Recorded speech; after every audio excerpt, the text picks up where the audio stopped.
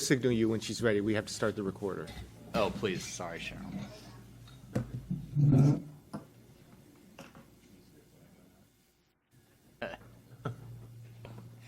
Yeah. To order the Complaints Committee meeting of the Sunshine Ordinance Task Force on February 26, 2019. Now 5:41. Sorry, 5:39. 5:40. Mr. Clerk, can you take roll, or Madam?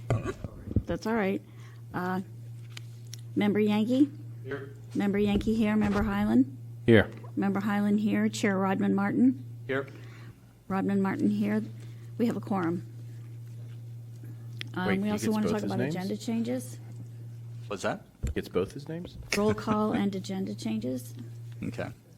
I just want to make all three of you aware that Lucinda Page and on item number 4, 19009, has said she would not be available.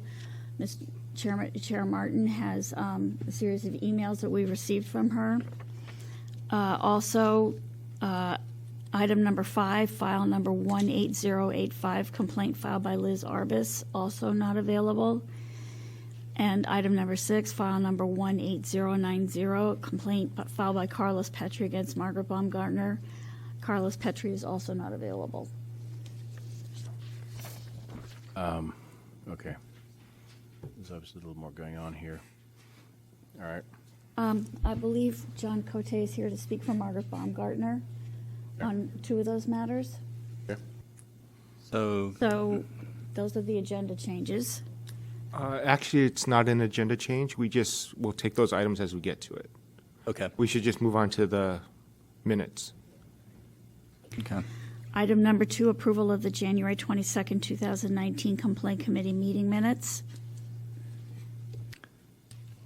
Shall I take the roll, Chair? Sure. Okay. There needs to be a motion. Move to approve.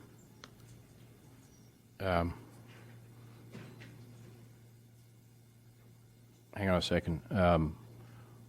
Were any of us there? Remember, Kate, were you there? Oh, Member Kate was probably there on January 22nd. Right. Yeah. And and Chair Tesfaye was chairing that hearing. Yeah, that's kind of problematic because none of us were there at that meeting.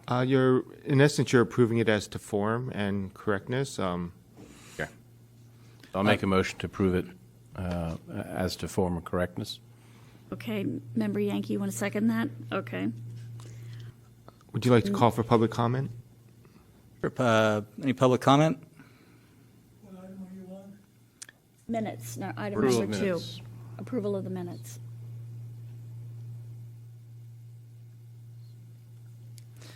Seeing no public comment, want to call the roll? Member Highland? Aye. Member Highland, aye. Member Yankee? Aye. Member Yankee, aye. Chair Martin? Aye. Chair Martin, aye. The motion to approve the minutes has passed. Okay, the minutes are approved. Please call the next item. What was that, sorry? Yeah. Please call the next item. Okay. Next item, item number 3, public comment. Members of the public may address the committee on matters that are within the committee's jurisdiction but not on today's agenda.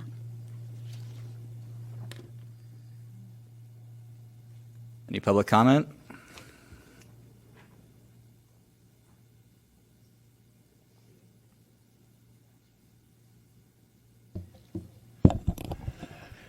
Yes, thank you. I'm Peter Warfield, Executive Director of...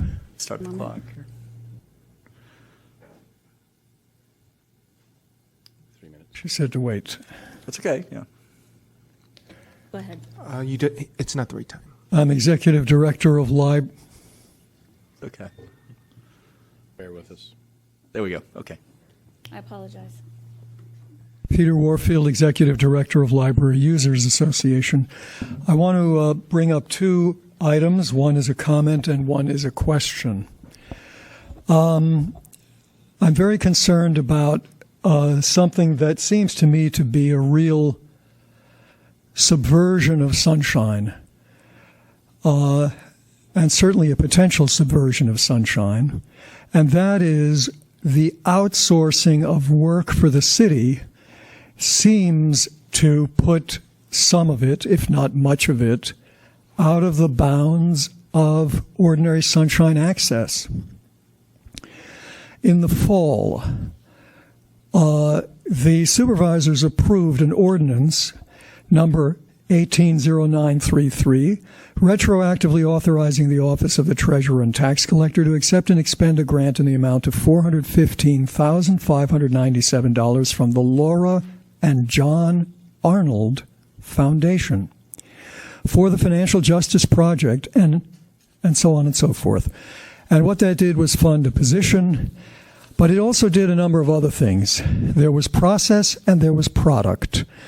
With respect to process, the grant publicity item 11 in the legislation calls essentially for a considerable degree of secrecy with respect to what's going on. Grant publicity. Grantee, I'll read it. Grantee may release information regarding the grant, i.e. information mentioning this agreement, the foundation, and or the grant, provided that at the time of such release, grantee, 1, is in compliance with the provisions of this agreement, 2, has received prior written approval from the foundation's communications department. And it goes on to say that the grantee can publish things, but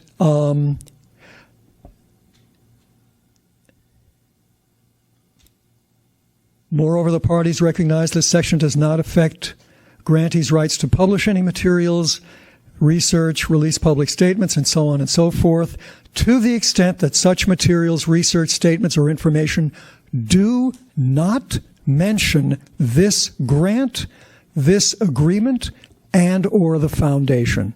That's the secrecy clause, and there's more to be read. And then there's a whole series of milestones where certain products are expected by certain due dates, and that's a product outcome requirement that the grant provides. None of this presumably is supposed to be mentioned by anybody involved in the grant. My second comment is concerning what the purpose of this body is. I was told this is just to see if there's enough information to go forward, but I also have experienced in the past that you also adjudicate or have an impression and an opinion on whether the complaint is justified or not. So I'd appreciate knowing what my objective is here. It's all for public comment. We can get to that when we get to the complaints. We can get to that when we get to the complaints.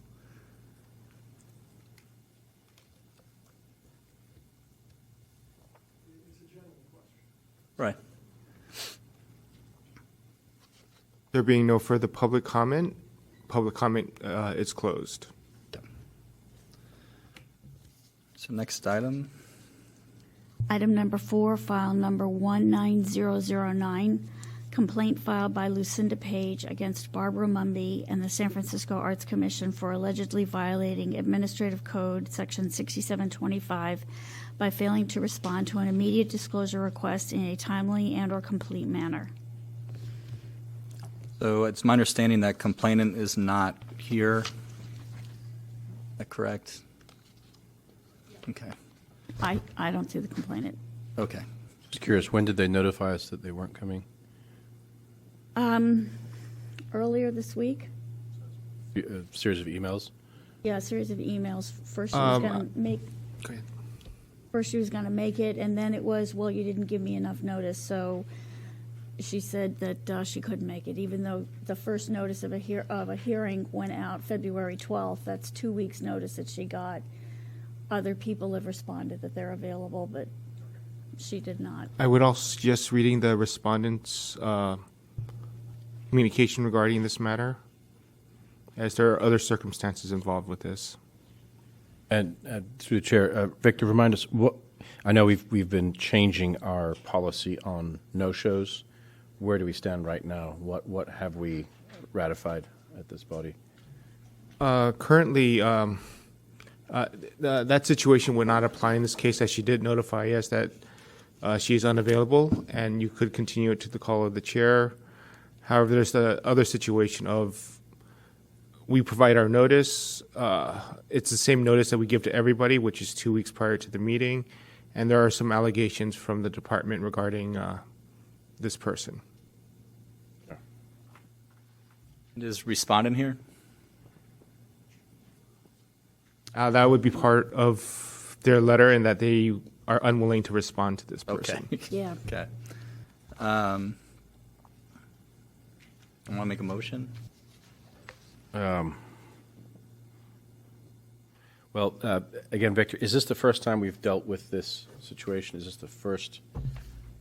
This is the first time that Lucinda Page has had a complaint against a committee. This is a relatively new matter.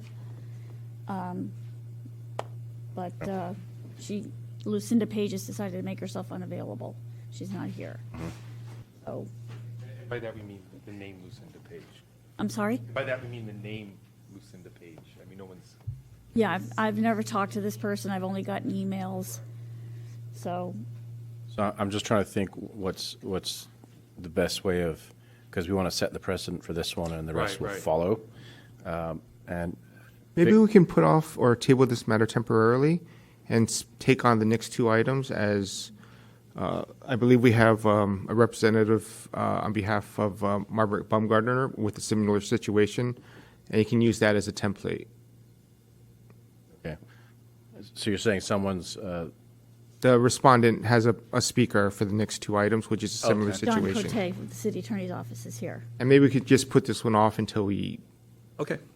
take the items out of order. and what I was going to say was maybe we just as far as mechanics, we may end up continuing all of these type of situations Yes. to the call of the chair, and then at that point the chair can kind of track this sort of behind the scenes, if you like, and then another decision can be made Yes. as to whether they come back in front of us. That might be the most.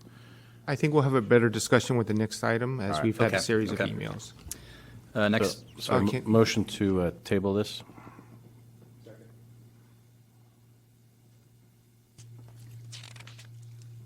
Public comment on the motion. Public comment on the motion? Seeing no public comment, next item? Would you like to adopt that without objection? Yes. Thank you. Do you want me to call the roll? Yes, please. And we adopt that without objection. We can move on to the Okay. next item. Next item.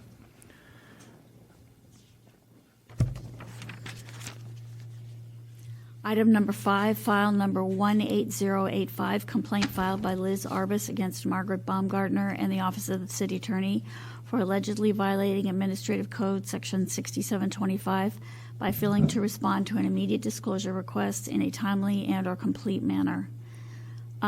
This matter was heard on January 22nd by the Complaint Committee, and they continued it due to non-appearance of the complainant. And complainant is still not here? That's correct. And respondent is? Good afternoon, committee members. Do we need to determine jurisdiction, Victor, first? We can go on to testimony first and Okay, thank do you. the jurisdiction at a later time. All right. Is that for his? Yes, please. Thanks. Good evening, committee members. My name is John Cote. I'm the communications director for the City Attorney's Office. I'm here to speak to you on both item number 5 on your agenda this evening, as well as item number 6. The issues in both of these are identical, and I would ask you to table this complaint, file number 18085, as well as file number 18090 for the same reason, and that's because this complainant has twice failed to appear publicly at scheduled hearings on each of these matters. Now, as I've outlined in my written response on December 13th, which I'm sure you've read, but it's on page 64 of your packet for reference, our office has every reason to believe that the complainants named here, Liz Arbus and Carlos Petri, are not in fact genuine complainants, but rather aliases that are being used by Paula Detesh, who also goes by the name Anne Trabeau. Ms. Detesh is using these aliases to mislead the public about the Sunshine process, and abuse the Sunshine process, and violate this task force's rules. Your rules do not allow a person to adopt multiple false identities. Your rules don't allow for duplicative complaints of previously filed complaints. And your rules also require that complainants attend hearings regarding the complaints that they have filed. So for those reasons, as well as the others that I've outlined in my written response, I respectfully ask for you to table both file number 18085 and 18090, and I'm happy to answer any questions you may have.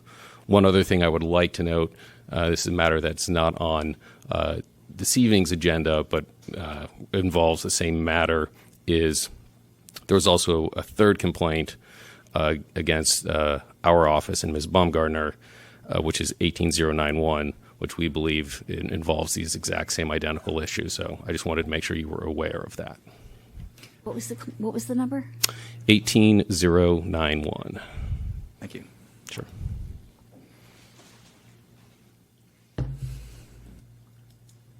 That's it. Anyone in support of a respondent? No? Thank you.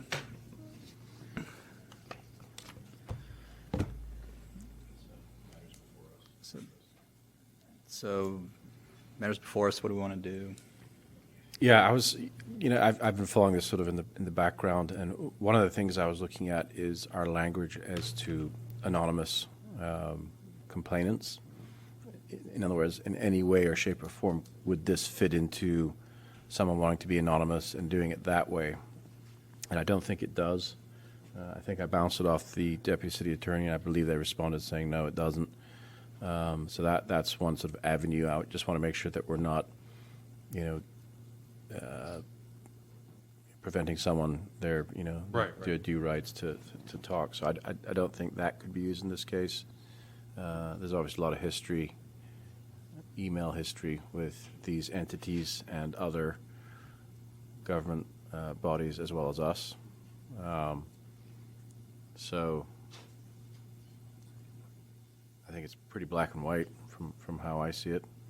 I'm curious to see what you guys think. Was there a precedent for someone fails to show for so many meetings? Sounds like these were continued from, I wasn't here at the prior ones. Could you speak up, please? Sure. So my question is there a precedent for when someone fails to show for one of these meetings? How many no-shows? Yeah, I think it's two. I think we've recently updated our policies that they have to be here at the very first one, unless they let us know. But in this case, they let us know, or that was the previous case. Did this entity let us know that they're not going to be here as well? Yeah. Okay. And just to continue on that, they did inform us that they were unable to attend, and we offered them telephone testimony. They refused outright. We asked them to give us a date where they can show up.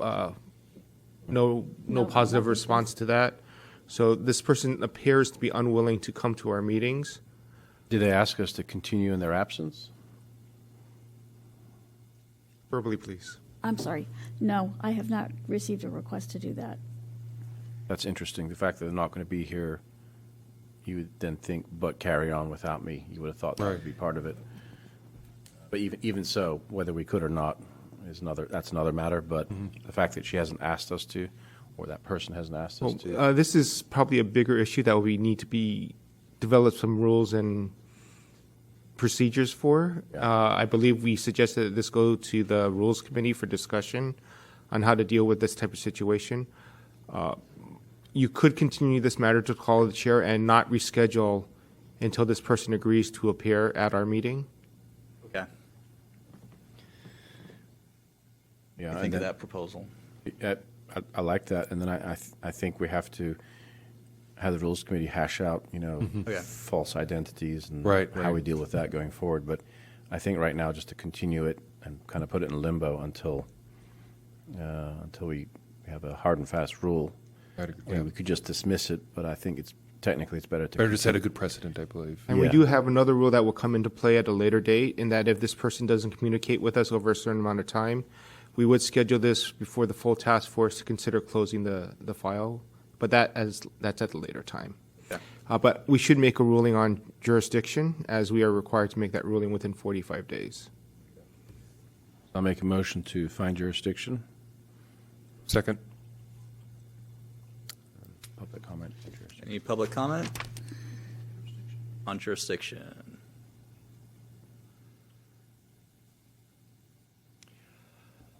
Peter Warfield, Executive Director of Library Users Association. You didn't take public comment on whether you're going to require the attendance of somebody rather than have the case go forward, and I'd like to comment on that. Okay. That'll be when you make the motion to When continue. we make the motion, we can take that. Beg your pardon? When we make that motion, that would be the right time to comment on that. This is just on jurisdiction. Okay, I don't have comment on jurisdiction, but I do want to be sure and comment about the requirement or non-requirement, or what you do when somebody doesn't show up. Thanks. Okay. Mhm. All right. Member Highland? Aye. Member Highland, aye. Member Yankee? Aye. Member Yankee, aye. Chair Martin? Aye. Chair Martin, aye. Motion for jurisdiction passes. So make a motion to continue to the call of the chair. With the provision that this matter will not be scheduled until this person agrees to show up, and to refer the question to the Rules Committee for consideration. All of that. Yep. Second that.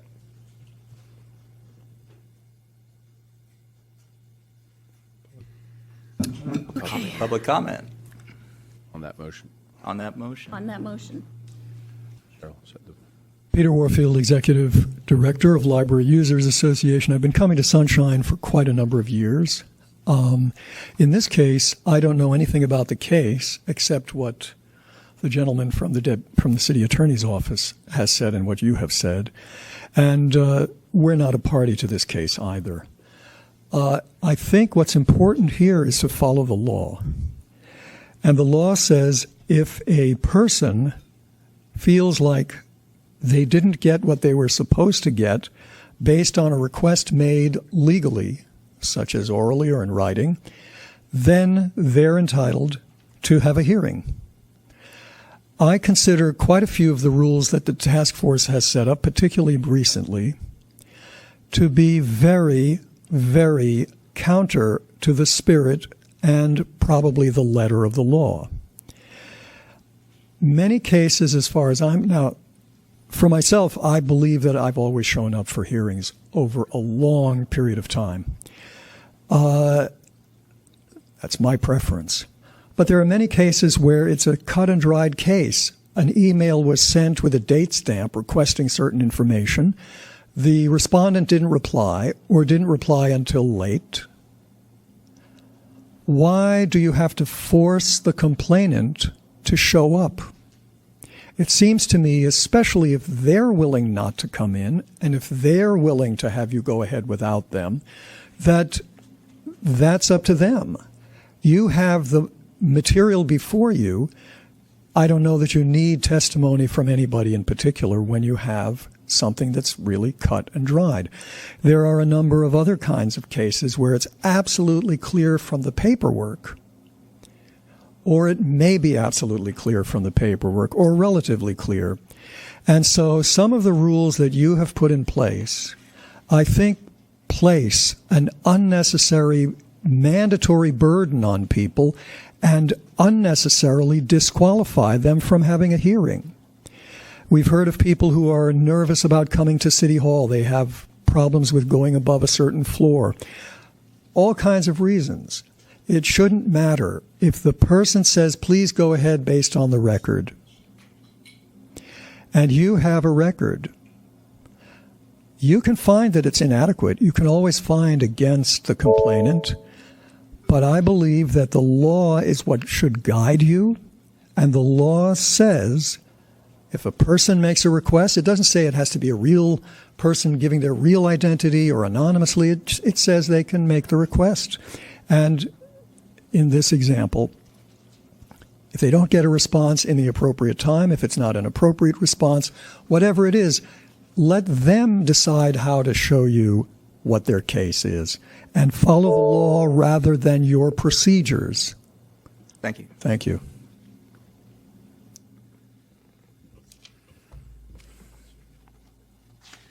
Seeing no other public comment, Take the roll. take roll, please. Member Highland? Aye. Member Highland, aye. Member Yankee? Aye. Member Yankee, aye. Chair Martin? Aye. Chair Martin, aye. The motion continue passes.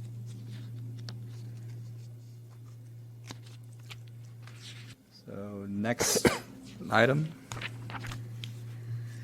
Item number 6, file number 18090, complaint filed by Carlos Petri against Margaret Baumgartner in the Office of the City Attorney for allegedly violating Administrative Code Section 6725 by failing to respond to an immediate disclosure request in a timely and/or complete manner.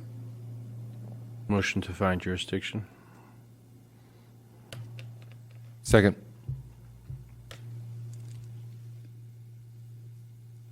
Any public comment on jurisdiction? Take the roll. Please take the roll. I just wanted to ask if Mr. Cote has anything else he wants to say on this item? Okay. Okay. Thanks. Take that by acclamation. Acclamation. Taken by acclamation, fine. Motion to continue per the previous item. Same Same- language. Item Same number language. 5. Yep. Continue by item number 5, okay. Same language as the previous item. Mm-hmm. So I'll state it. Motion to continue with to the call of the chair with referral to the Rules Committee. Second that. Any public comment on the motion?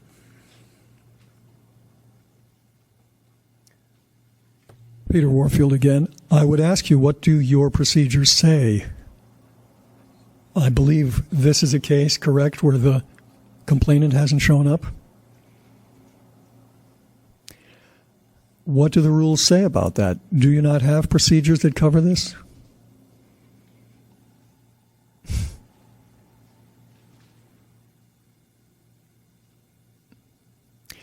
I would like to make informed public comment, and I'll say it again. It seems to me that you should have rules that cover this and that follow what the law says very closely. I haven't heard anything about what the complainant wants here. Prior to making the motion, I didn't hear what preceded this. So I'm asking if you have procedure that covers a complainant not showing up.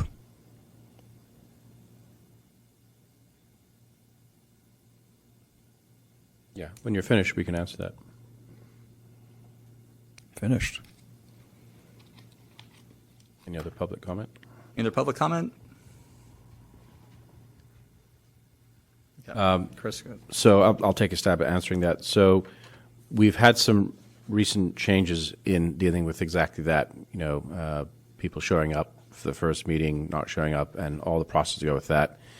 This is a little bit different because we're having problems identifying who this person is, and we're throwing this to the Rules Committee to have them take a stab at defining future policy for this. So we're a little hesitant in the subcommittee to take that on right now, and so we have several emails from this and other respondents that we believe fall into that category, and we think the correct thing to do is refer it to the Rules Committee and let them kind of parse this out and work out how this works with our language. Is this just a simple question of someone not showing up? No, it's not. So hopefully that answers some of it. All right. Any other public comment? Oh, it already closed. Let's take roll. Motion continue. Motion continue. Member Highland? Aye. Member Highland, aye. Member Yankee? Aye. Member Yankee, aye. Chair Martin? Aye. Chair Martin, aye. The motion continue passes.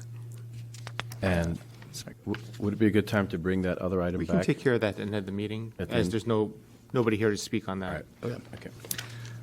Next item.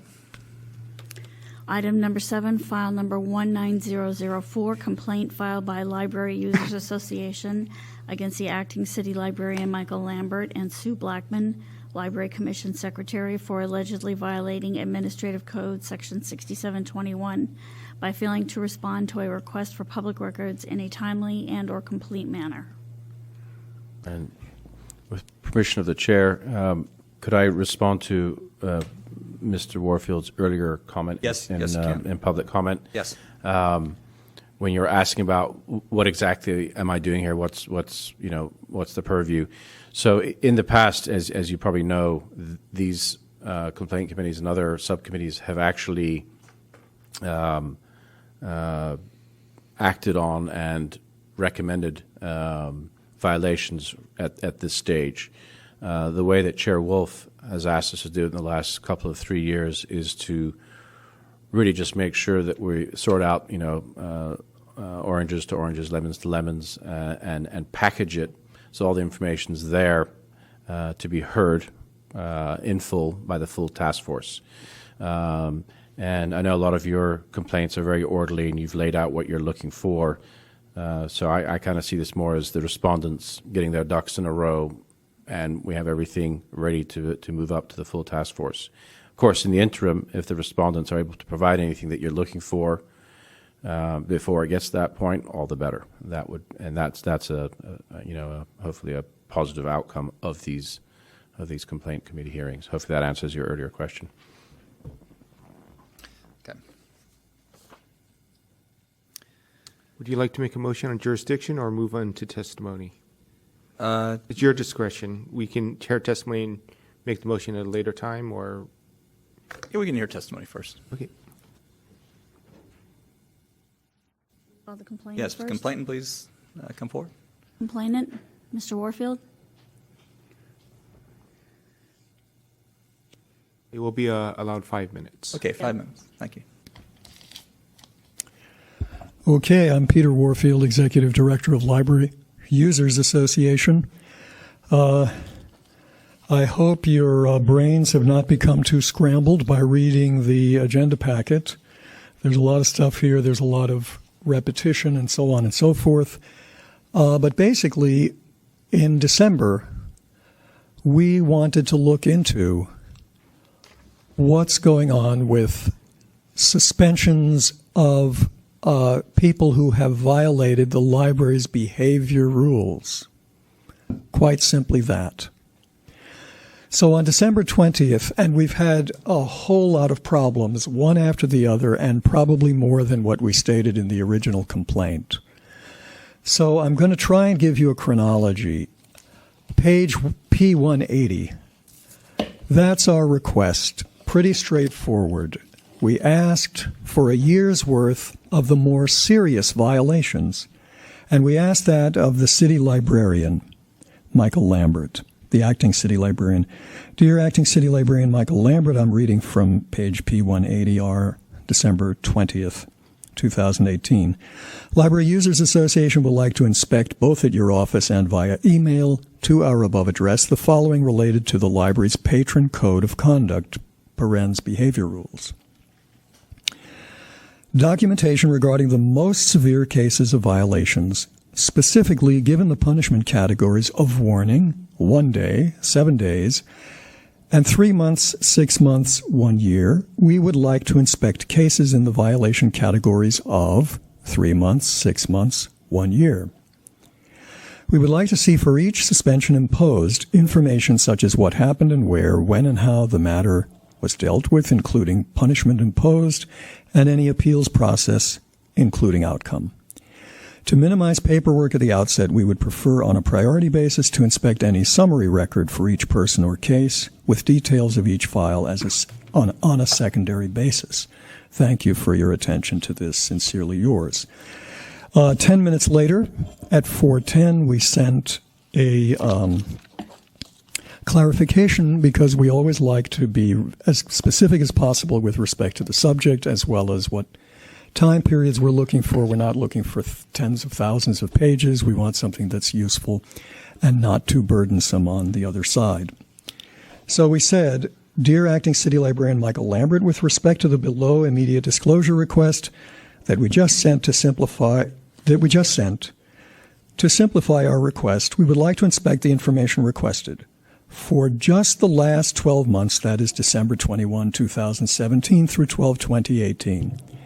It is fine with us if, for convenience, you would prefer to provide 1 year's information as of the date of your response, for example, as of tomorrow, 12/22/17 through 12/21/18, or a bit more, for example, all of November 2017 through November 2018, as December isn't over yet. Thank you for your attention to this.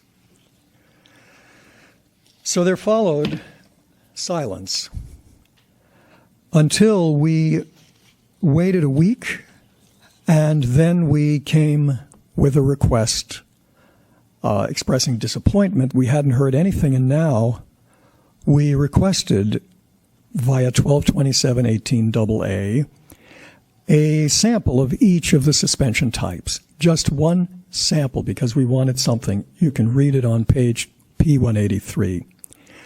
The response the same day from Michael Lambert was, we have 271 pages for you at the office. We didn't get anything electronically as requested. When we did go to the office, eventually we found paper copies, printed copies, but only for the 1 year suspensions and not the 3 and 6 month ones. We received on the 31st, very late for an IDR, we got 7 files electronically covering the 1 year suspensions, or so it seemed. In January, we visited to discuss some problems. Sue was very busy, Sue Blackman, and so we filed a complaint on January 18th. And basically, we have not yet been able to inspect at the office all of the material we've requested, nor have we gotten full material. There have been cutoffs from pages. There have been columns cut off. There have been apparent things left out, and I'd be glad to tell you about that. But while the time period covered seems to be what we requested, although the time period requested is actually double they gave us, but the severity seems to have been covered, but there are some serious problems with respect to what we got, including a lack of any kind of explanation for redactions. Okay, Thank you. Thank you. Any public members of the public comment? Speakers in support of the... Oh, speakers in support. Seeing none. Respondent?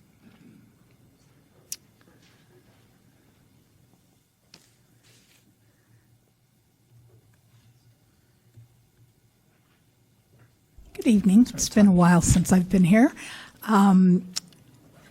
Roberto Lombardi from our facilities director is going to respond. He is the one that provided all of the information for Mr. Warfield, but I'm also here to answer any other questions. And your name is? Oh, sorry. You know. Ladies and gentlemen. Sue Blackman. I'm the custodian of records and the Library Commission secretary. Let's see there. Good evening, task force members. Roberto Lombardi. So I would like to, at the outset, immediately take responsibility for the complaint that you have before you. And I would like to explain that we don't frequently get requests of this nature in the facilities division at the library, which I think is a good thing. A lot of the responsibility for some of the issues that Mr. Warfield pointed out actually do lie with me, because Sue is on vacation for some time. And really, she is our resident expert on making sure that we do respond properly to requests. And I usually rely pretty heavily on her expertise. So I can tell you, the documents Mr. Warfield requested were quite lengthy. It was basically all of our incident reports, probably a stack of documents in the order of this high. And it was the first time that we had to actually print out documents from our incident tracking software that we've used at the library since January of 2014. So I literally had 3 people in my office working on this project for several days in order to, pretty much full time, in order to get all of this stuff pulled together. And again, I want to apologize to Mr. Warfield and to you because we discovered afterwards there were some issues with the documents, as Mr. Warfield mentioned, in the printing. There were occasions where left-hand column, the first letter in a sentence would be cut out. Most of the time you could tell what it was, but it's still not very convenient.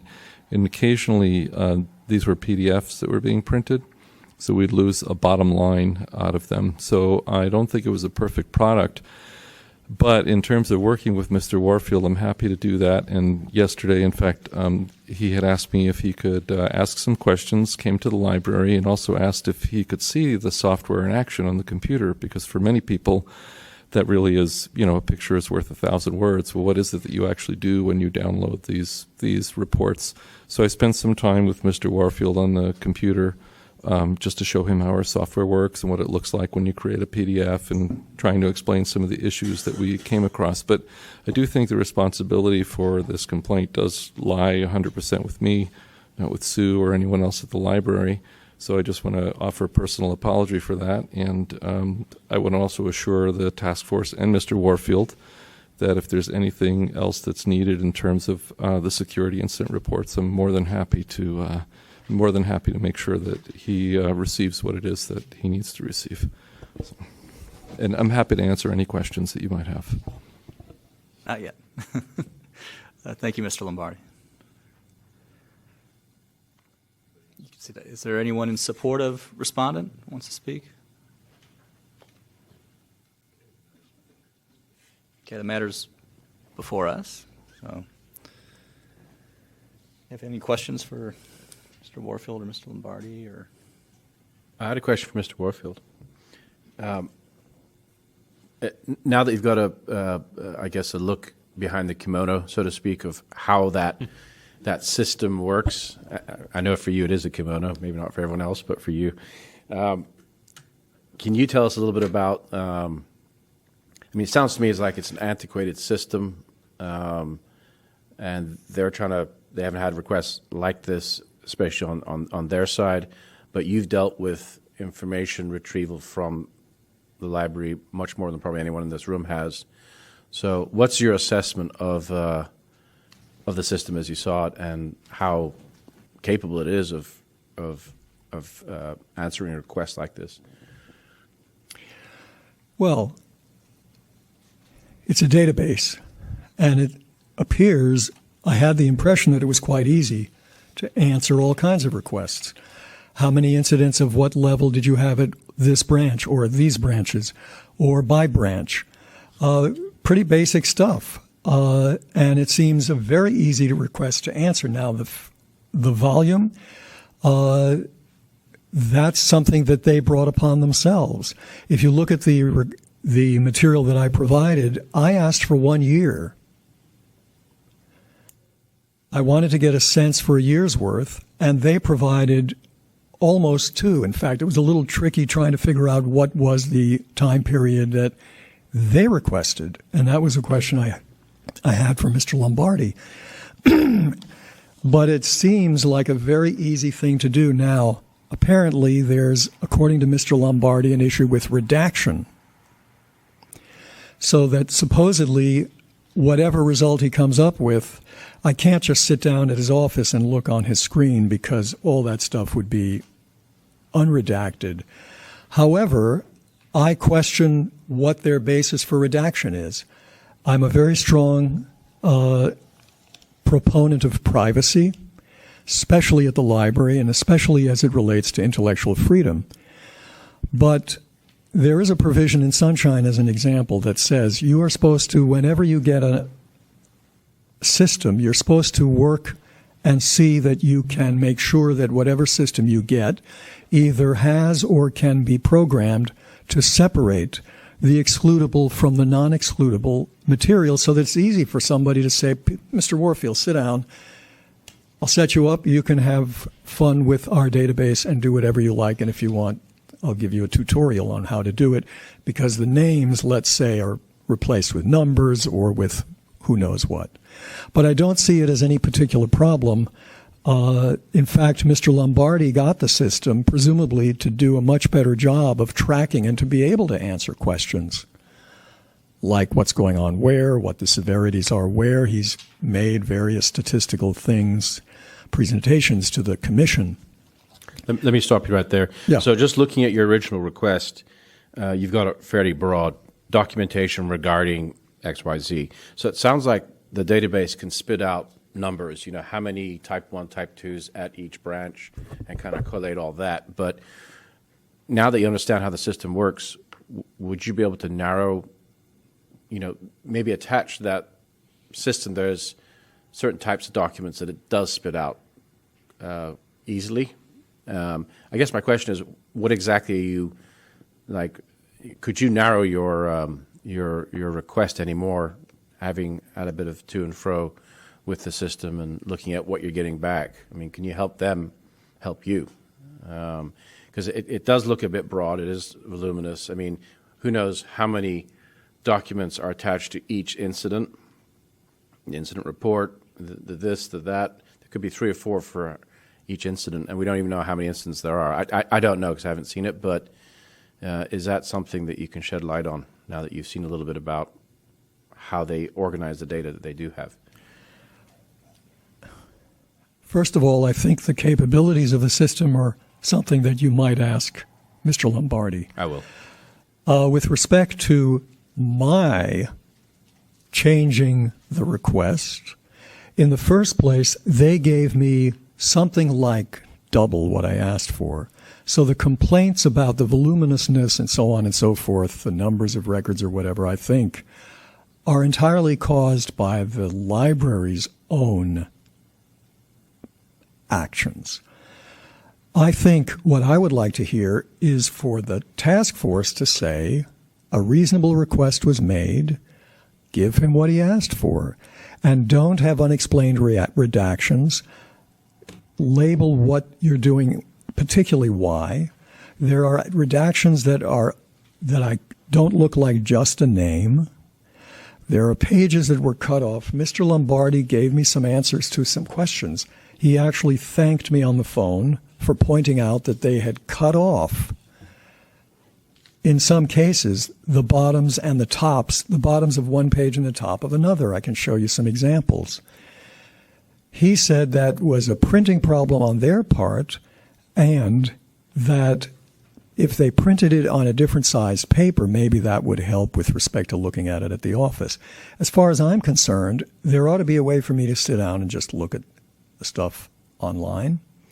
And in fact, I'm interested in asking for more information, like by location, what do you have, rather than just show me a year's worth of the most serious violations. I think it was a reasonable request. In the old days, there would have been a file drawer. You would have pulled it out. I can show you the biggest stack I got of 3 initially. The biggest stack was this big. I didn't see where Mr. Lombardi's bottom was when he pointed to this high. But the biggest stack I got was maybe an inch. And then there were smaller stacks of 1/4 or less inches thick with respect to printed versions of the violation number 1, number 2, and number 3, all 3 of those getting a 1-year suspension. So I think we made a very reasonable request, and I think that the lack of response from the library, the partial response from the library, and I'm sorry to say even Mr. Lombardi's response, I hadn't seen his written response to my questions when we met at the library, but there was no indication from him, and this is something that he sent to me in response to some question I'd sent him late last week. There was no indication that he was going to fix the print problem or that I was going to get anything whole rather than partial.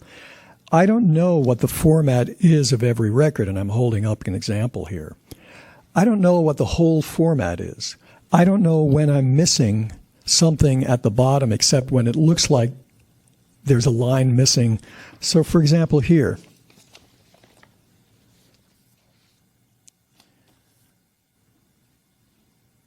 Can I show you on your...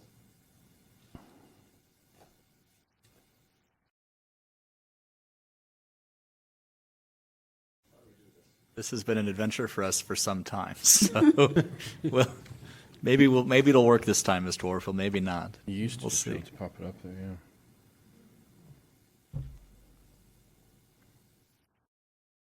Oh, there we Mr. go. Warfield? Well, that's my neck. What do I do here? There you go.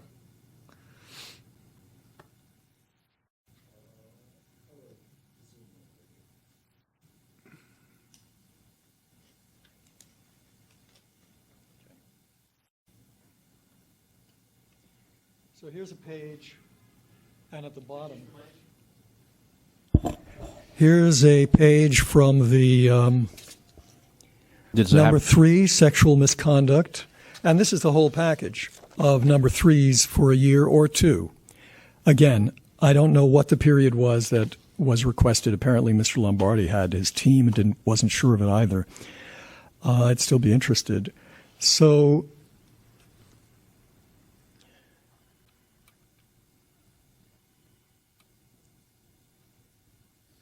Is this self-focusing? Is this self-focusing, Victor? No. Okay.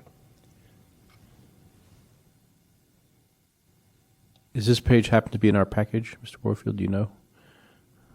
I don't think so. Okay. Because I'm seeing some other ones in our package, and it's Do you see some with cutoffs? yes. You want to tell me which one? Let's take a look. Well, yeah, page 192 to 193, for instance. It looks like the top of page 193. There's a line halfway cut off. That kind of stuff. Is that it, you're kind of making a point that the formatting's off? Is that what you're trying to? I think we get that. Well, the top of 193 is obviously cut off. Yeah, that's what I see here. But just to show you that there's some substantive material. I see some blacking out of obviously a name. That's probably correct. So at the very bottom, half of the text is cut, but it says, at 12:35 hours, we told F number so-and-so to call 911 Officer Posada. Blah. Officer Barnes decided to wait at the front entrance so the person would...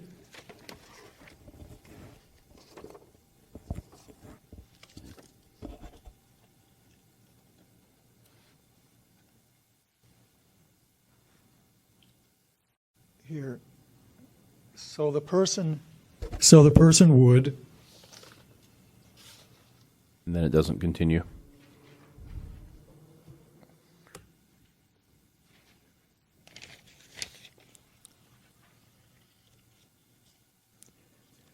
So that was... And on the next page, half of it looks like something while we were waiting for the San Francisco Police Department to arrive. So I'll show you that half line, which you have to kind of figure out.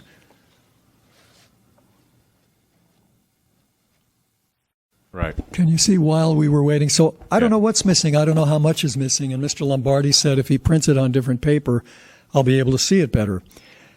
Fine. But he hasn't offered to do that. He's telling me I apparently, and I didn't get this from verbal discussion, but here, in answer to an email that I sent him,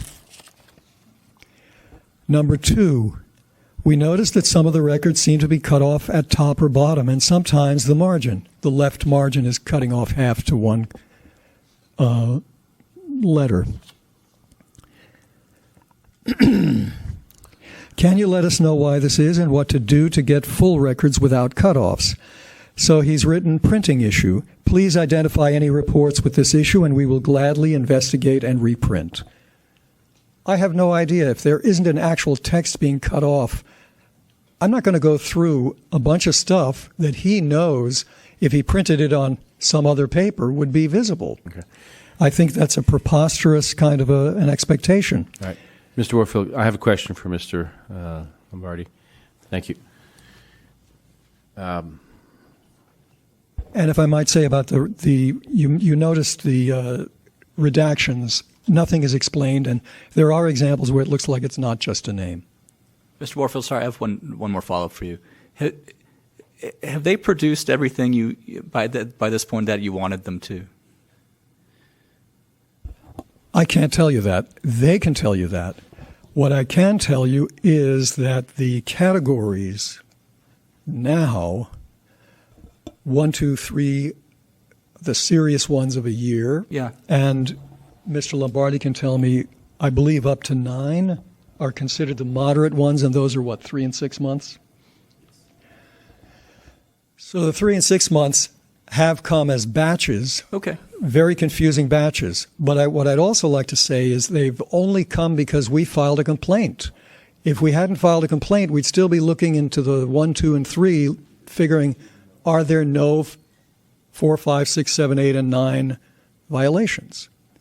And that's another thing that I find a little bit troubling with the task force. You know, if I park someplace illegally and get a ticket, I can't go to the judge a month later and say, I'm not parked there anymore, so please withdraw the ticket. The violation occurred. That's what I was going to get to. I think there was something I saw in the materials about the main issue you have, at least as a couple weeks ago, was the timeliness. Is that still the main problem, or the one that has The complaint was filed when I only had a partial response. I had only the 1-year suspensions. If I hadn't filed that, I don't know that I ever would have gotten the other material. They weren't coming forth with it. Okay. Even the first response of the partial violations that I requested was it was a week late at least. And then it came without electronic version, as I mentioned. The first batch of the serious 1-year violations came on the 31st, I believe I said, on an IDR that was provided on the 20th. So at the very least, there's certainly a lateness issue. To this moment, I haven't yet been able to look at. I did get to look at, and Ms. Blackman gave me to take along if I wanted it, the 1-year violations, of which this is one set for one of the numbers. But I haven't yet been able, she's been saying that she's got it printed out. And with respect to what Mr. Hyland said, Sue Blackman doesn't like somebody looking at a computer or at a screen, so it's her choice to print the stuff out. I haven't asked. I've never asked for paper unless I specifically want copies of something. I have said, as I read in the request, I'd like to inspect the records at your office. Yeah, so, sorry, go ahead, Chris. I was going to say, I have a question for Ms. Blackman.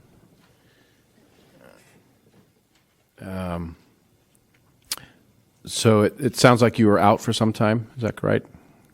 It was during the holidays. I mean, it came in on December 20th. Right. I was out the week after Christmas. Okay. So they responded with the information. I think that one of the reasons it didn't have the typical, we are redacting this information because it was personal, was because they missed it and I was out. But he knows full well that we redact personal personal names, addresses, whatever. Let me just stop you there. I was just going to say, I mean, you are the custodian of records. The buck stops with you, including when you're not there. And we've had many departments in front of us saying, oh, I wasn't here. My vacation message wasn't on. It slipped through the cracks. So, as experienced as you are with Sunshine requests, I would have thought that you have a deputy that would, respond, say, got it, give us extra time, or would you, we're going to do the best we can, Sue will be back in a week. Kind of those overtures always help. Right. That aside, I do realize that it looks like it is a somewhat voluminous, and maybe it is voluminous, maybe it's not. To Mr. Warfield's comment, he doesn't know, the parameters or the index of what he's getting and what he's got and what he hasn't got.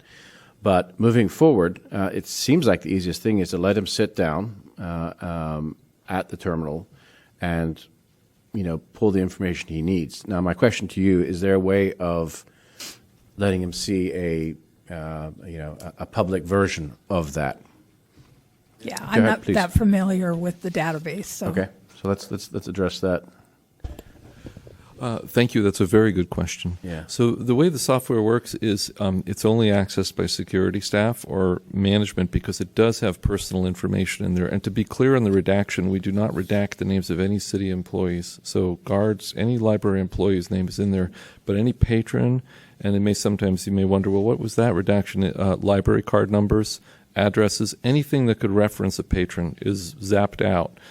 And the way that the system works is if I helped Mr. Warfield to look. Let me just interrupt you. Is this a library system, or is this like Yes. a sheriff's department system? No, that it's you specific use? to the library. It's Okay. a program called Incident Tracker, which Okay. is a cloud-based security tracking software that's available, worldwide. I mean, it's used a lot by a lot of other institutions besides ours. Is that something that the city set you up with, or No, it's something the library ourselves procured. We used to do things manually with a Word template. no for doubt a gift reports. from the Friends of the Library? No, in this case, purely out of my budget. All right. So, approved city vendor. Okay. So when you're operating, if you're operating the terminal, you're going to see all that information. There's no way, the redaction, the way this process worked, and part of what led to this problem, which again I take responsibility for. It really was it's my shop, So you have a button on you'll get the report.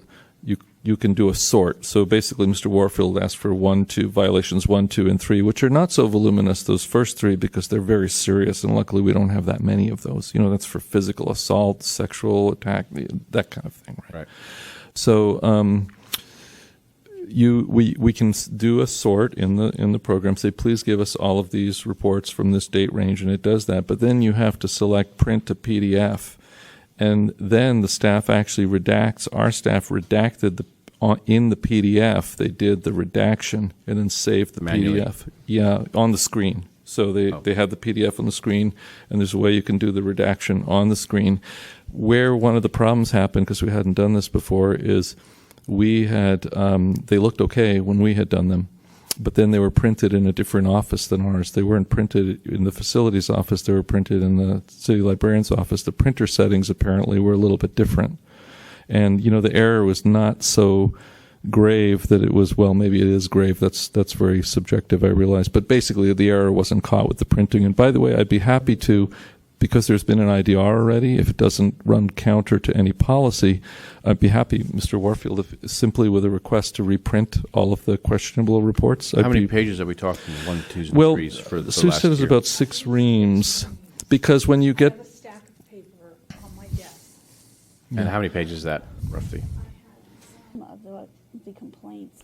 Yeah. What happens is the other... Question was how many pages? Are we talking about? Yeah. Um, Okay. The other incidents, being fairly minor, are quite numerous. So once you get down into the lower infractions, there's many of them because they could be just for. But I think he asked for 1, 2, and 3, right? Is that the original request? I think subsequently more. No. Sorry, maybe I'm misreading the original IDR. I asked for the ones that had a 1 year, but also 3 months and 6 months. So not the warnings, the 7-day, Right. the minor ones. I thought I would get, what I got from the first 3 stacks. I showed you the stack of maybe a 1/4 inch. Okay. Another one was similar, and then the biggest one, which I forget which was it, 1, 2, or 3, was about that thick. Probably 3. But I was asking for I want to see what the library is doing with respect to suspending people for a very substantial amount of time. For a lot of people, this is their job potential, this is their job application, this is their connection to family, this is their connection to jobs, this is their connection to the world. Okay, that answers that. Thank you.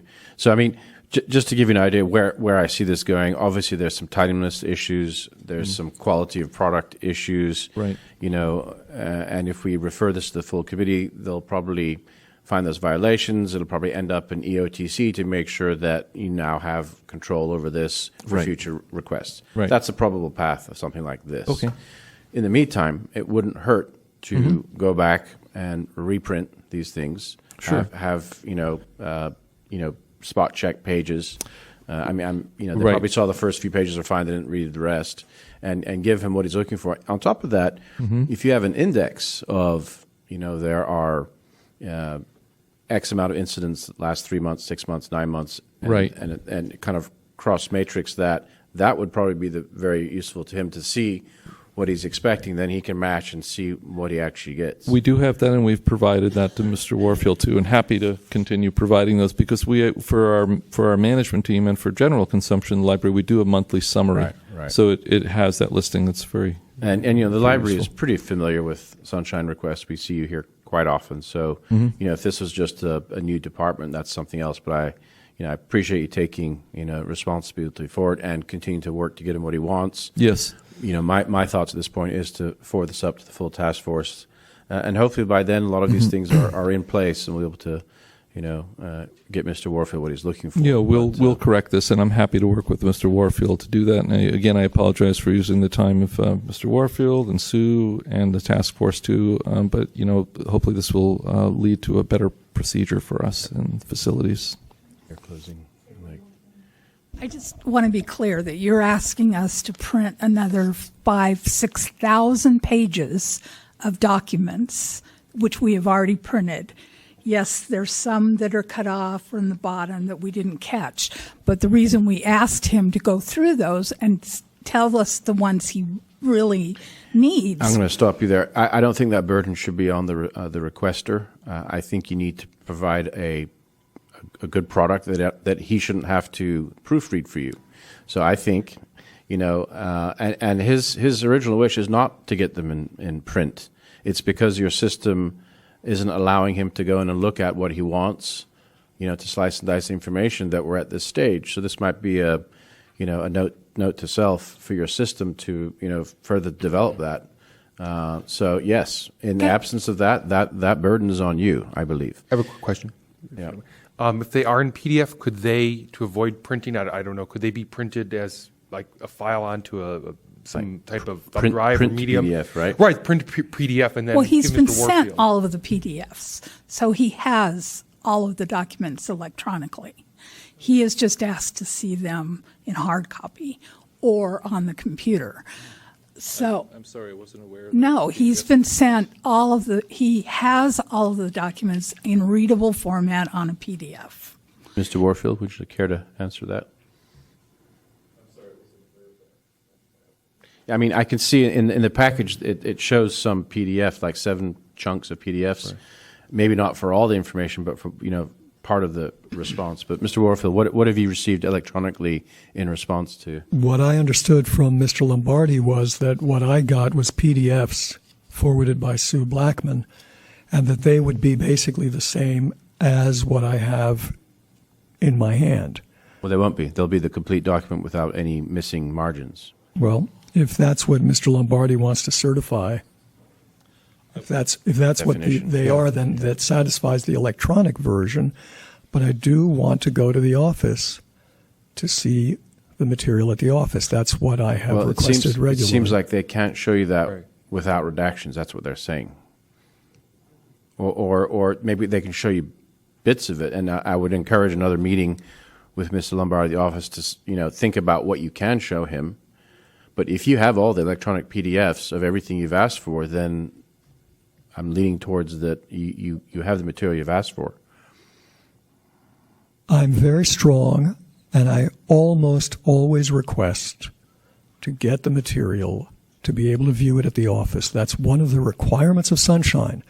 It means that any person can go there, and if it's a 5 1/4 or 5 1/2 inch diskette, if it's a whatever it is, an 8-track tape, the law says I'm entitled to look at it at the office on whatever equipment may be necessary. And also in the format that I'm requesting. I do not own a computer. Okay. So it's a difficult thing for me to get to a computer.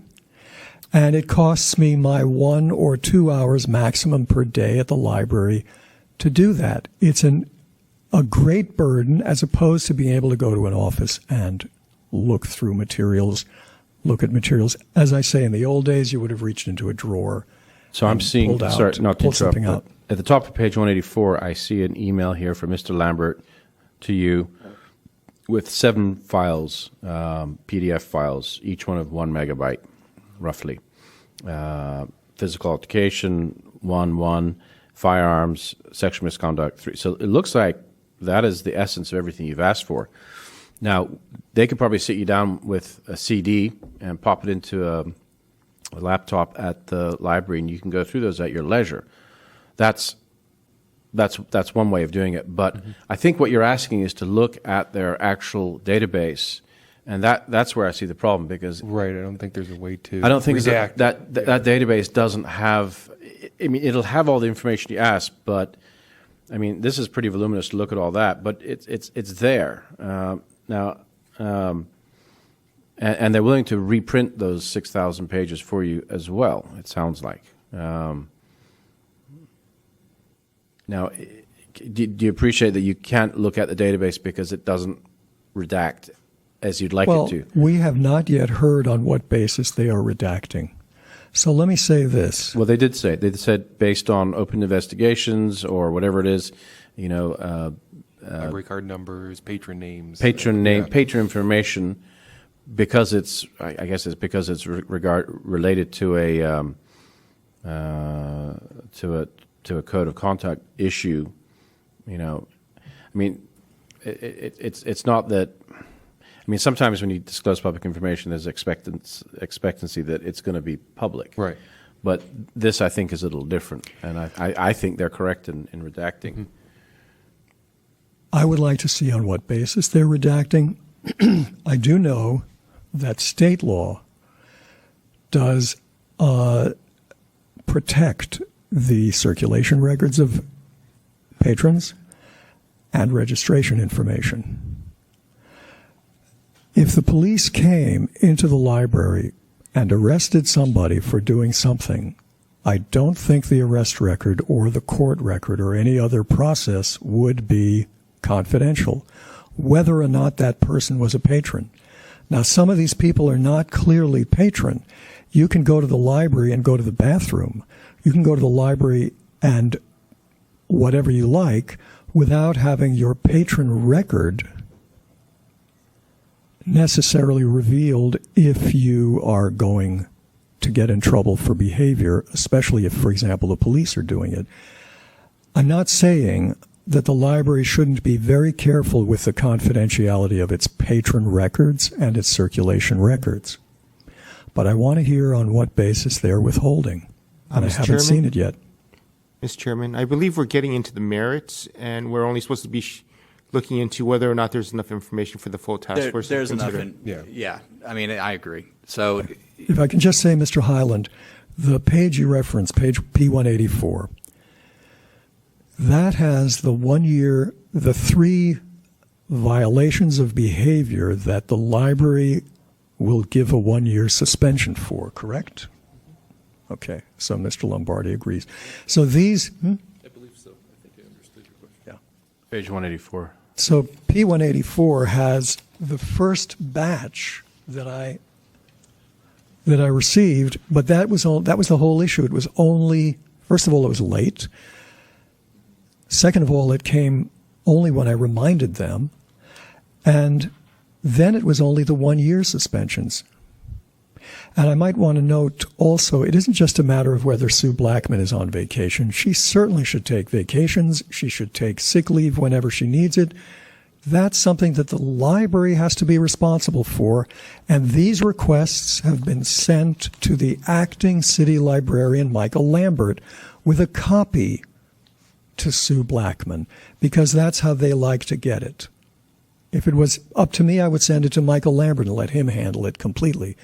But fine, that's how they like it. I send almost always a copy to Sue Blackman, but I do want to send it to the head of the library who I consider to be responsible.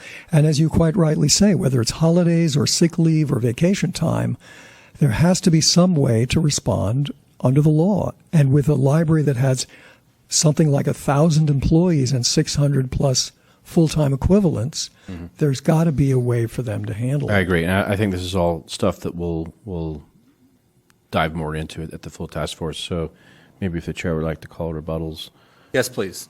I believe the motion would be to find that the task force has jurisdiction. We haven't made the motion yet. Okay. Yeah. Just do rebuttals. We'll then do the rebuttals motion. now, so. Rebuttals aren't required at the committee level because we're not actually having a hearing on the Okay. merits. All right. Okay, then we'll do the motion. And we'll do the motion. So a motion to find jurisdiction. We can do the motion to find jurisdiction and Yes. the The motion would be to find that we have jurisdiction, that the records are public, and to refer the matter to the full task force for hearing. I'll make that motion. Or you made it? Yes. I'll second that motion. Motion to find jurisdiction. Member Yankee? Public comment? Public comment regarding the motion?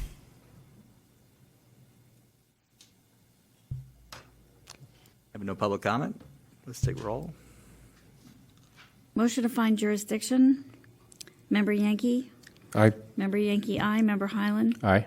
Member Highland, aye. Chair Martin? Aye. Chair Martin, aye. The motion passes. Next item. Thank you, by the way, for appearing. I know it takes time and appreciate Thank it. you, Mr. Yankee, Mr. Martin, Mr. Highland. Welcome. Thanks. I'm sure that we'll hopefully be able to resolve this in a way to Mr. Warfield's satisfaction. I hope so. Good. Thank you. All right, next item.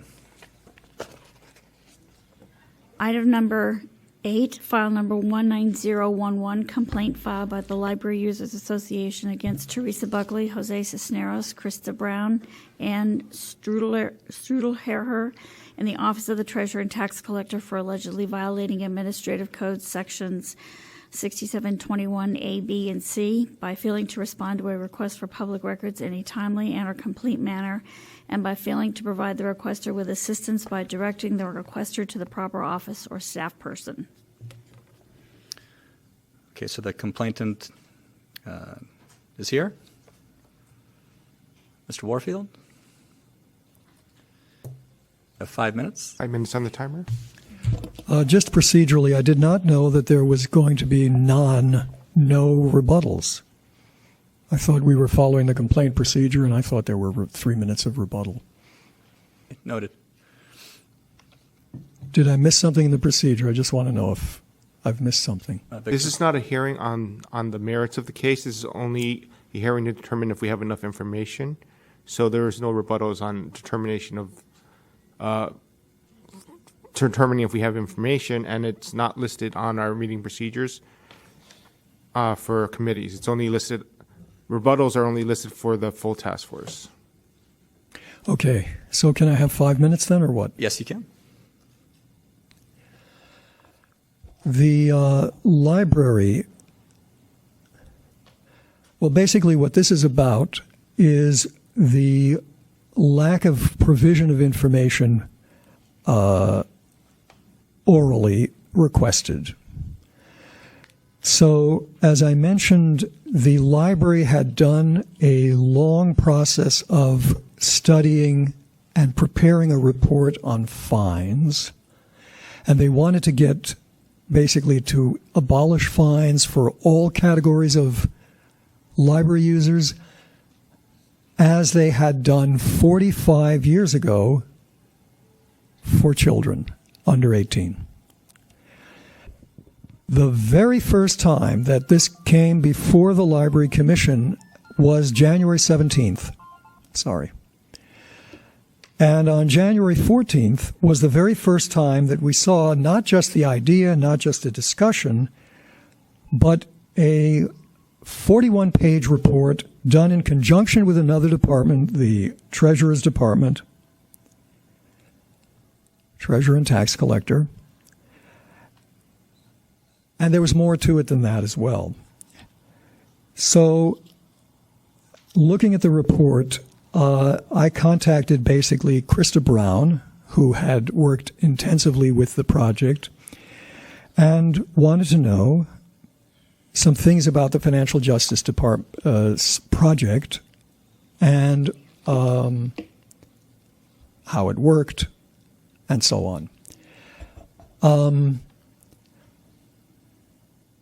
I asked if there was a contract, and she or Ann Stuhldreher, her supervisor, One of them or both of them said there was a contract. One or both of them said the contract was over as soon as the author of the report would give his presentation to the Library Commission on the 17th, which was just 2 or 3 days off. I also asked about what was their work plan.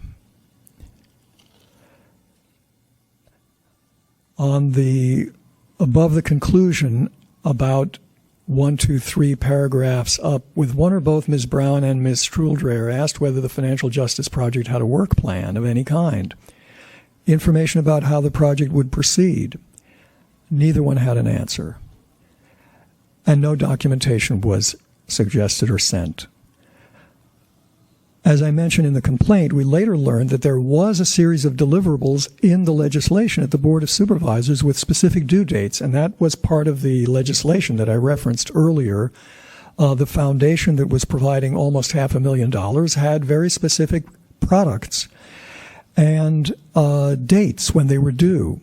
And one or both of the women were clear that the contract existed and was over as of the presentation date.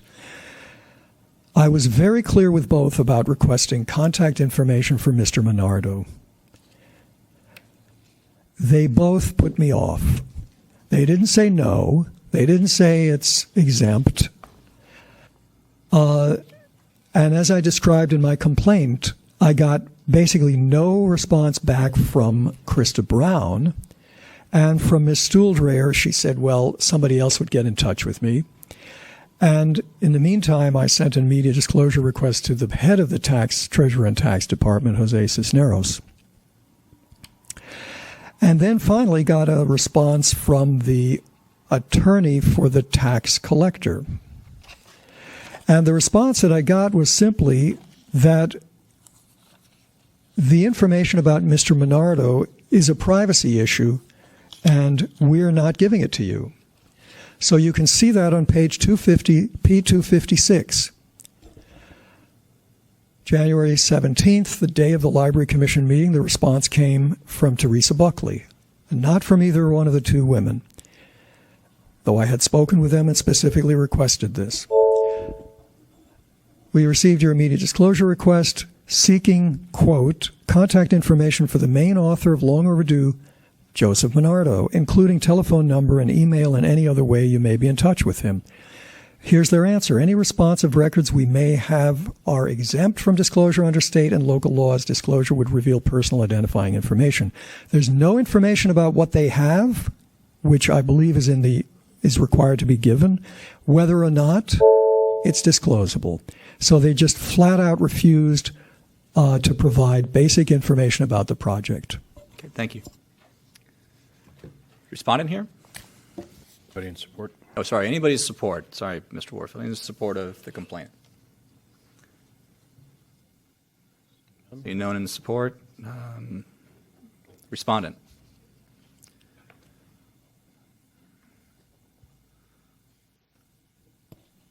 Ready? 5 minutes, please. Okay. Good evening, members of the task force. My name is Teresa Buckley. I am the custodian of records, and my job title is tax collector attorney at the Office of Treasurer and Tax Collector. We're here in response to the complaint filed by Mr. Warfield. I guess there were a couple things that were brought up in his statement, but I'm going to respond first to the substance of the subject of the complaint, was that we failed to comply with the Sunshine Ordinance by failing to provide to respond to requests on a timely and or complete manner, and by failing to provide the requester with assistance by directing the requester to the proper office or staff person. Can we turn it up a little volume, maybe? Just speak more into the mic. Speak into the microphone more if you can. There you go. It's just kind of high. So to the first point, we did respond on time. We responded actually, thanks, Victor, in less than 1 business day to the IDR. We met the deadline for the immediate disclosure request. We responded in email within 1 business day. the substance of our response was what it had to be. From our responsibility is not simply to always provide what is requested. We have to also conduct an analysis over whether the information requested is subject to disclosure. Based on our review of what was requested, which in the immediate disclosure request was the phone number and email address for Mr. Monardo. So we took that request, we looked at what we had. What we had was an email address that was a student educational-based email address. It wasn't a business email address, and we had a private mobile phone number. And based on our review of the California law as we know it, and as we apply it to all the other Public Records Act requests and sunshine requests that come through our office, we believe that information is not subject to disclosure, and that's why we did not disclose it. And we explained that in the letter, as Mr. Warfield described previously before I got up here.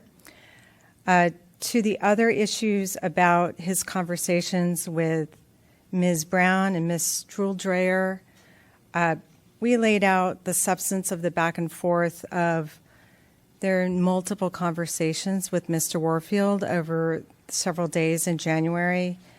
I believe our office was more than accommodating. We spoke to him for quite a lot of time. We offered times when Ms. Brown offered times when she would be sitting at her desk and available for phone calls. Mr. Struldreher spoke to him for quite a while, sent him some information via email. I don't think, and that wasn't the substance of how I read the request, but I don't think there is any basis for saying that we blew him off or didn't respond to him. I think the record demonstrates in our responsive writing that we made ourselves available, we answered phone calls, we responded to emails and voicemails and whatnot. So, with that said, we don't believe that we did anything wrong in that respect. To the latter point about failure to direct Mr. Warfield to the appropriate staff person or office, that provision doesn't apply to the circumstances of this case. That provision is intended for situations where the office receiving the sunshine request is not the actual entity that has the responsive document. At least that's how I read the plain text of the statute. And for that reason, there was no other body to whom we could have forwarded the request. So sometimes we get stuff, for example, for the assessor's office. In those situations, we do refer the requester to the assessor's office and say, that is not our information. We encourage you to reach out. And then on the side, although not required, I contact the custodian of records, my colleague, and let them know that this request is coming so they can get ready for it. But we didn't feel like this was that kind of situation. So unfortunately, we weren't able to do that. But I don't think it applies here because there isn't any other entity that could have given the information. Okay, that's all I have. Is that it? Okay, thank you. Anyone in support of respondent? Seeing none in support. It's with us.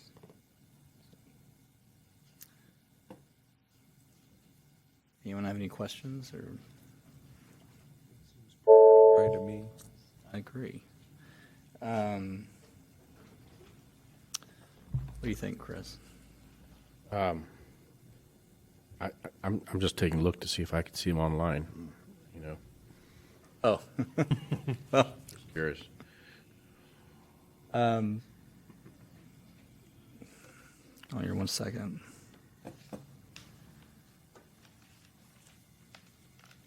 There's a Goldman School of Public Policy forum where you can contact him. He's listed as the co-editor-in-chief.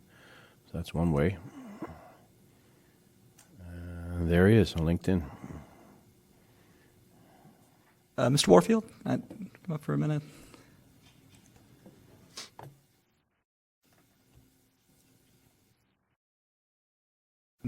Is the main issue get the contact information for Mr. I don't want to butcher the last name. Monardo.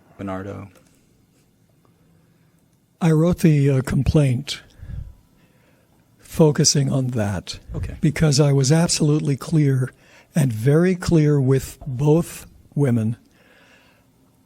I wanted contact information for Mr. Monardo. The author of this major production that presumably incorporated all that the library believed and knew about fines and where it was headed and so on. In particular, I was concerned with the scope. The report had totally ignored any discussion or analysis of what was the existing situation with respect to fines on the books. It went at great length to point out that fines were going to be gotten rid of, and it gave a lot of good reasons why they're a bad thing for library users and why they scare people, why they keep them away, why poor people are more strongly affected, and so on. Okay, and pretty much stuff.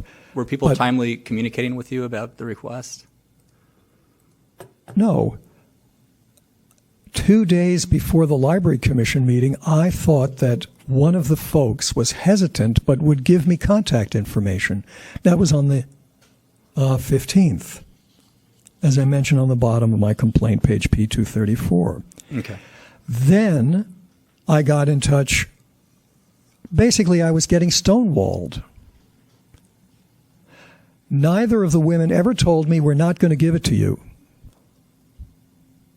Did they acknowledge the request? Yeah, Okay. they acknowledged the request. Okay. But neither of them said, because I might have done exactly what Member Highland just did. Maybe I would have gone another way to find out how to get in touch with him. But by leaving it open as to, well, Krista Brown is going to come back, check with somebody, and Ms. Stuhl-Dreher is going to talk with somebody and I'm going to hear from them, there was certainly no clarity that they had no intention of giving me the information. I thought I was asking for a fairly straightforward thing.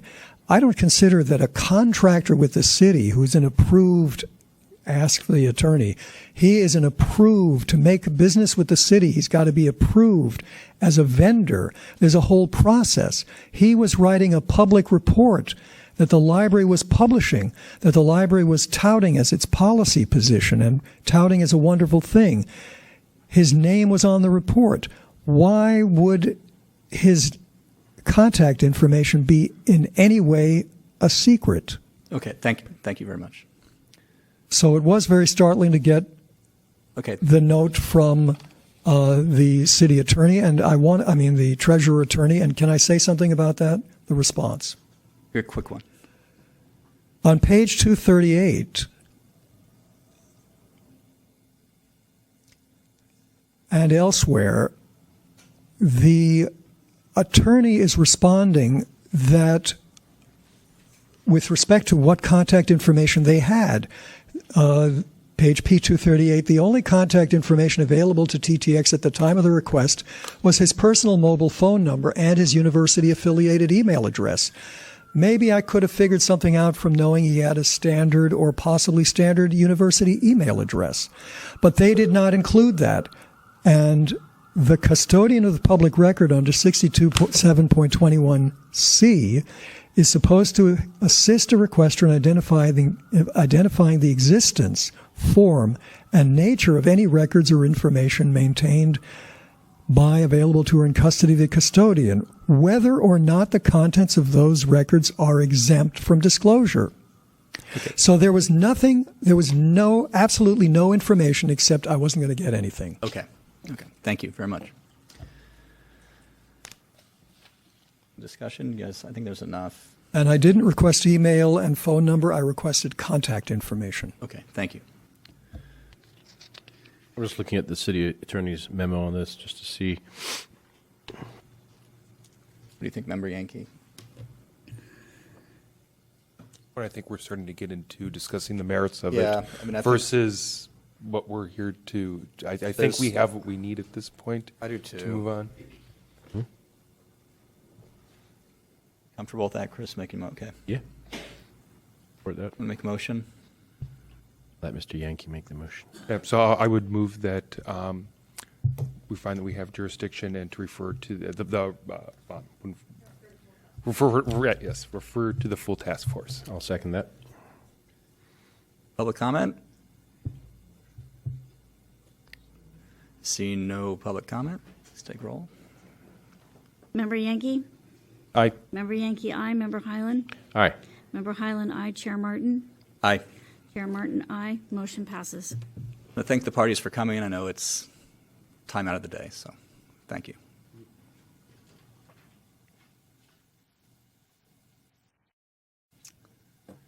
Ready for the next item? Next item, please.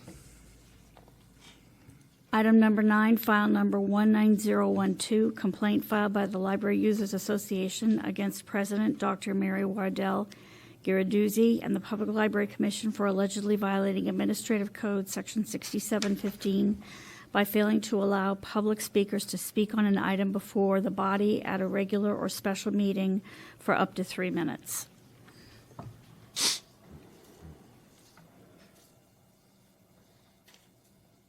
Oh, sorry.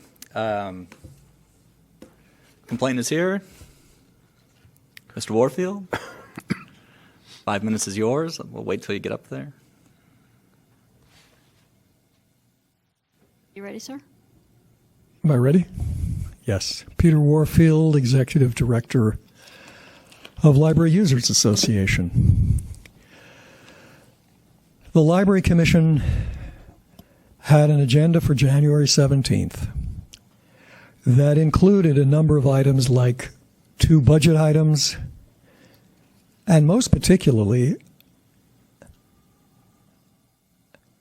a very significant policy change that hadn't happened in the same form since 45 years ago, when under 18 library users got to go fine-free.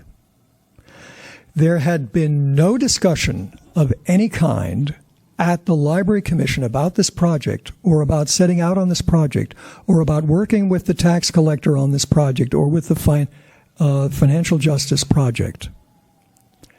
Absolutely nothing. The report referenced that it was following the library's plan, which it had apparently anyway, in a strategic plan that covered the years 2016 for 5 years.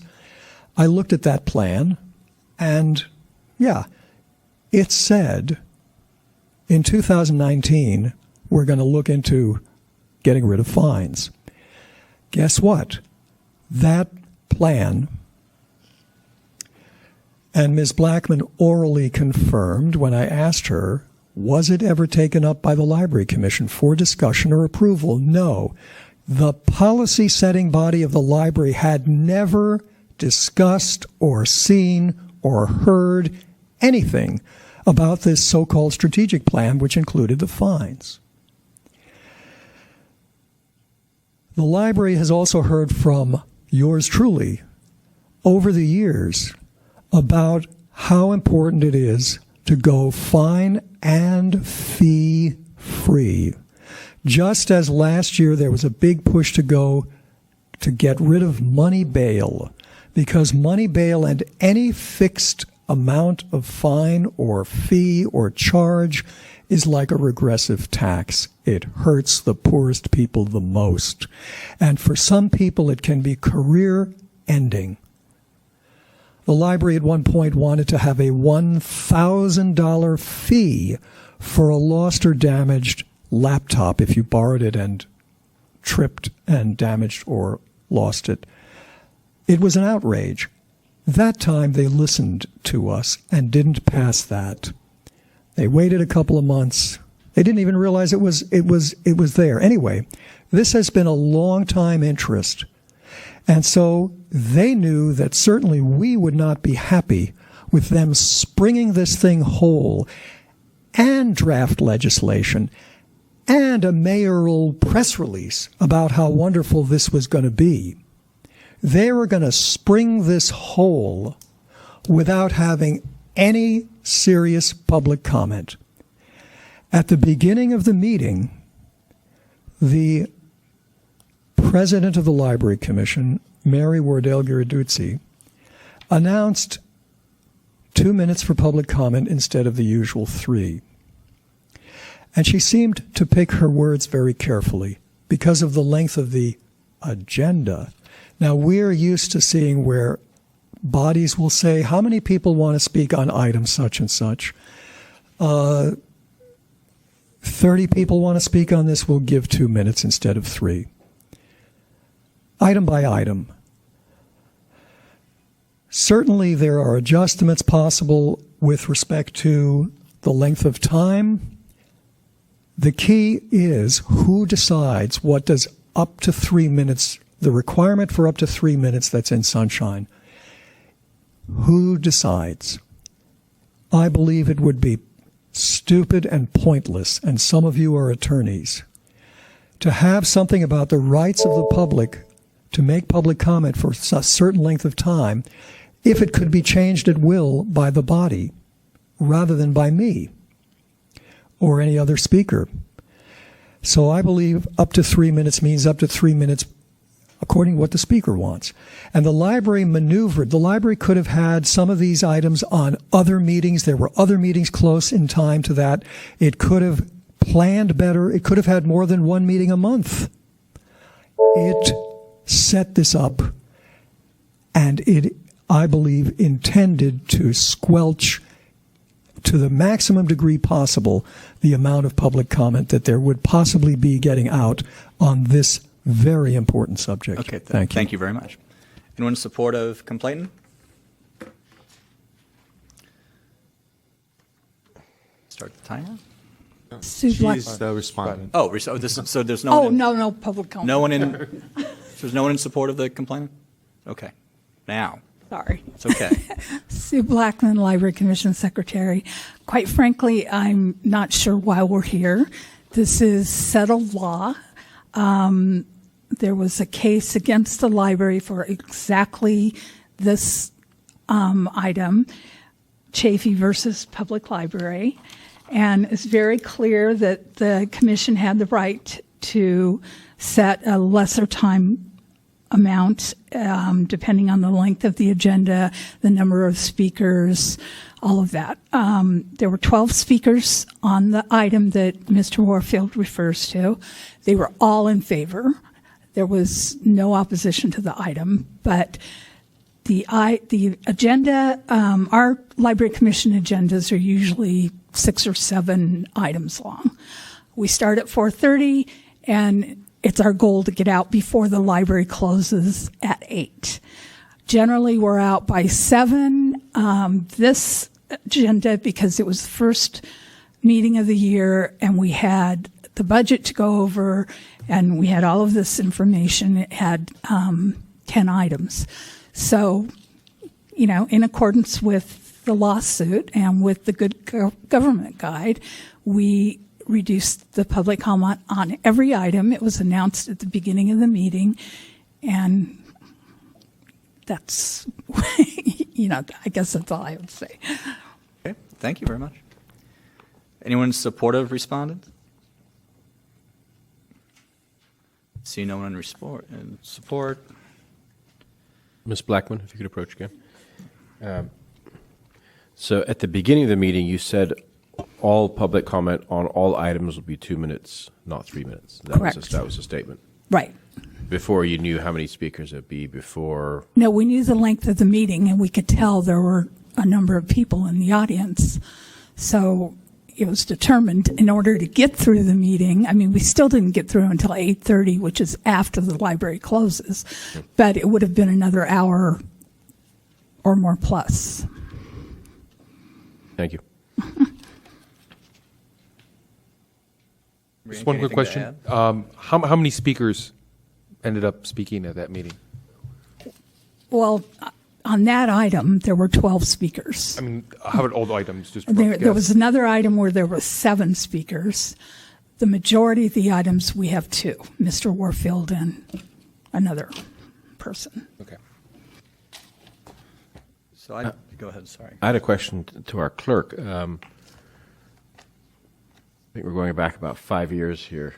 We've heard something similar to this, this very case, and I wish we had our database up and running to be able to We pull will this pull up. that order of determination for the Chafee versus Public Library, and we'll include it in the next packet.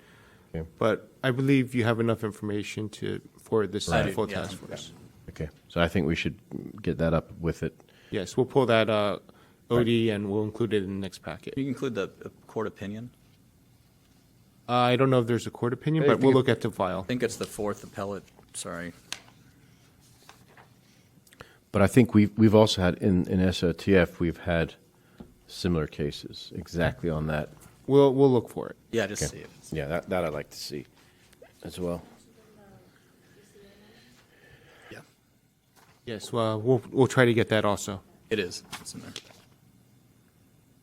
Yeah, 134 Cal App, 4th, 109. Yep, that's it. Anyone who wants to make the motion? Make a motion to find jurisdiction and refer to full task force with no recommendation. I'll second that.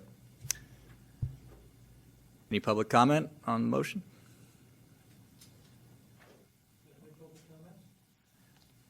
Of course. Cannot. No, he's a party too. party. and- Oh, you're a party too. Never mind. Sorry, Mr. Warfield. Anyway, you can take a roll then.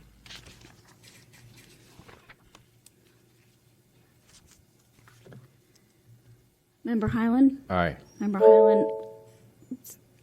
That's okay. Member Yankee? Aye. Member Yankee, aye. Chair Martin? Aye. Chair Martin, aye. The motion passes. Okay. Would you like So to make think- a motion to pull the earlier item number 4 off the table? Yes, please. Can we take that without objection? Yes. Do we need to deal with it like we've dealt with 5 and 6, though? I believe so. Yeah. I just want to, before everyone, I want to thank the parties for showing up. I know it's time out of the day, so thank you. Thank you. Thank you, Mr. Do we need a motion on item 4 to Yes, you would. continue to the call of the chair? To find jurisdiction and All right. continue. Find jurisdiction, continue the call of the chair, and recommend referral to the Rules Committee. I'll second that.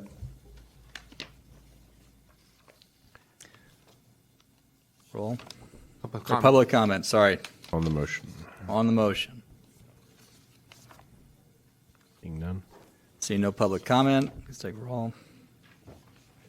Do you want to do the same thing for items 5 and 6? We've already I think taken. we already did that. We already voted on those. We're only voting on number 4 right now. Okay. So, Yeah, we did. File 19009. Roll call. Roll we call take on a the roll. motion. Yep. We could take it back. The motion. Item number 4? Yeah, yes. Member Highland? Aye. Member Highland, aye. Member Yankee? Aye. Member Yankee, aye. Chair Martin? Aye. Martin, aye. The motion to find jurisdiction passes. It's to find jurisdiction Call of and the continue chair. the matter to the call of the chair. And send to the Rules Committee. All right. All right. We're Adjourn on our it? last item, number 10. Item number 10 is adjournment. It's adjourned. Motion to adjourn. Motion to adjourn. I wish I could declare. Motion to adjourn. I'll move to adjourn. I believe Mr. Warfield wants to provide public comment on the adjournment. All right. On your regular agendas, you have an item. I'm not sure exactly how you call it, but I appreciate it a great deal, and I think it's extremely important, and that is to have an item where you will discuss what you would like to see on future agendas. I'm curious why that isn't on this agenda. I think it certainly is useful on any agenda. The Library Commission actually used to have that a long time ago, and many other bodies have it as well. I think So because it's just a subcommittee, complaints committee. That's probably why it's not on there as a template. Would you say? It was determined by previous chairs to remove that item as it was a item that was not used. I think that's something we still see at the full task force. We have that. As I said, I appreciate that, and it seems to me it's a matter for the chair to decide or not as to whether that should be on, but I think it would be useful, and in that connection, I would say don't adjourn until you request that be on, or say that it will be on, or at least have it on for discussion as a routine matter. And I do feel a little bit nonplussed. I think that the procedures need to be a lot clearer with respect to, especially when they're changing and people have come previously. So, for example, whether or not somebody has a chance to rebut, I think makes a difference in how they will present. And also, of course, what your purpose is here. As Member Highland correctly said, it in past has been going forward from here with a recommendation. So it's different now. It would be useful to have that laid out in writing, and I don't believe it is. I may be wrong. Okay. Thank you. Thank you, Mr. Warfield. Appreciate it. Come on. Slam that gavel. We'll adjourn the meeting.